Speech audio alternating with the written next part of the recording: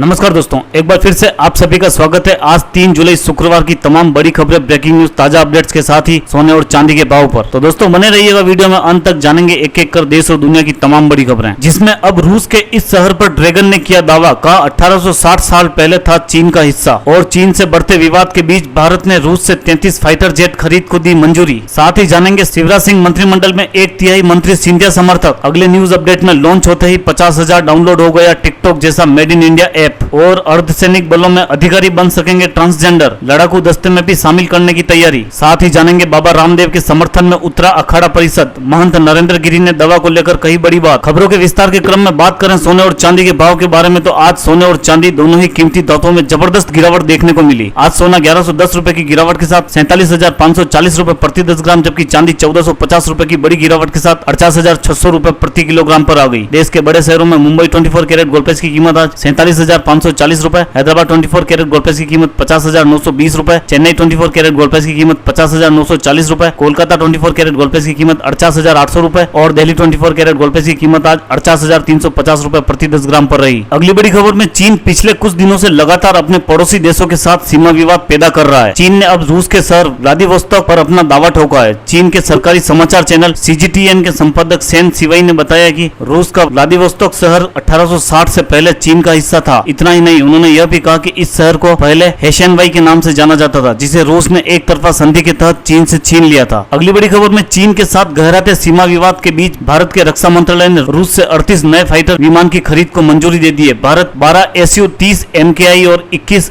MiG MiG-29 विमान खरीदेगा। साथ ही भारतीय वायुसेना के पास पहले से मौजूद 59 MiG-29 फाइटर जेट को उन्नत बनाया जाएगा। खरीद और अपग्रेडेशन की इस पूरी प्रक्रिया की लागत करीब 18,148 करोड़ रुपए आएगी। जी हाँ दोस्तों, अगली बड़ी खबर में, महज 3.5 महीने पहले कांग्रेस छोड़कर भारतीय जनता पार्टी में शामिल होने वाले पूर्व केंद्रीय मंत्री ज्योतिरादित्य सिंधिया ने मध्य प्रदेश में भाजपा को सत्ता दिलाने की कीमत की एक और बड़ी किस्त वसूल कर ली है। लगभग 100 दिन पुरानी राज्य की शिवराज सिंह चौहान मंत्रिपरिषद के बहुप्रतीक्षित विस्तार में सिंधिया अपने 9 और समर्थकों को मंत्री बनवाने में कामयाब रहे। उनके 2 समर्थक पहले ही मंत्री बनाए जा चुके हैं। इस प्रकार अब मुख्यमंत्री सहित 34 मंत्रियों में से 1/3 मंत्री सिंधिया समर्थक हो गए हैं। उनके साथ कांग्रेस छोड़ने वाले जो भी विधायक मंत्री नहीं बन पाए हैं, उन्हें अब निगम और मंडलों का अध्यक्ष या उपाध्यक्ष बनाकर समायोजित किया जा सकता है। अगली बड़ी खबर में, चीन के साथ सीमा विवाद के बाद सरकार ने 59 चाइनीज ऐप को प्रतिबंध कर दिया था। प्रतिबंध के बाद एक के बाद एक made in India mobile app की बाढ़ आ गई। सोशल मीडिया ऐप शेयरचैट ने अब टिकटॉक की तरह ही अपना एक नया ऐप मौज लॉन्च किया है। मौज एक घरेलू सोशल मीडिया प्लेटफॉर्म है जिसकी पेरेंट कंपनी शेयरचैट है। मौज को गूगल प्ले स्टोर से डाउनलोड किया जा सकता है। मौज के फीचर्स टिकटॉक जैसे ही हैं। इसमें भी आपको शॉर्ट वीडियो बनाने, स्पेशल इफेक्ट, स्टिकर्स और इमोशन जैसे फीचर्स मिलेंगे। यह ऐप 15 भारतीय भाषाओं में है। इसमें अंग्रेजी का सपोर्ट नहीं है। शेयरचैट ने मौज को चुपके से लॉन्च कर दिया है और 50,000 लोगों ने इस ऐप को डाउनलोड भी कर लिया है। इस ऐप को 5 में से 4.3 रेटिंग भी मिली है। जी हाँ दोस्तों, अगली बड़ी खबर में, गृह मंत्रालय ट्रांसजेंडर को अर्धसैनिक बलों में अधिकारी पद और केंद्रीय सशस्त्र पुलिस बल में लड़ाकू दल में शामिल करने की अनुमति देने पर विचार कर रहा है। इसके लिए केंद्र सरकार ने CAPF को पत्र लिखकर सुझाव मांगे हैं। मंत्रालय के मुताबिक सरकार उन्हें UPSC की वार्षिक परीक्षा में हिस्सा लेने की अनुमति मिल सकती है। जी हाँ दोस्तों, अगली बड़ी खबर में, कोरोनिल को कोरोना की दवा होने का दावा कर लॉन्च करने के बाद से विवादों में घिरे पतंजलि योगपीठ के संस्थापक और योग गुरु बाबा रामदेव के समर्थन में अब अखिल भारतीय अखाड़ा परिषद उतर आया है। अखाड़ा परिषद के अध्यक्ष महंत नरेंद्र गिरी ने बाबा रामदेव का समर्थन किया है। उन्होंने कहा है कि आयुर्वेद अनादिकाल से चिकित्सा पद्धति में खुद को साबित करता आया है। ऐसे में अगर कोई दवा बनी है तो उस पर हमें विश्वास करना चाहिए। उन्होंने कहा कि पतंजलि योगपीठ की टीम ने रिसर्च करके ही कोरोना की बीमारी से लड़ने के लिए इम्यूनिटी बूस्टर दवा कोरोनिल तैयार की है। इसे लेकर जो विवाद खड़ा किया जा रहा है, उसके विरोध में पूरा संत समाज बाबा रामदेव के समर्थन में खड़ा है। तो दोस्तों, खबरों का सिलसिला यहीं समाप्त करते हैं। अगर आप हमारे चैनल पर पहली बार विजिट कर रहे हैं तो आप हमारे चैनल को सब्सक्राइब कर लें, साथ ही बेल का आइकन भी दबा दें, जिससे हर बड़ी खबर सबसे पहले आप तक पहुंच सके। धन्यवाद दोस्तों।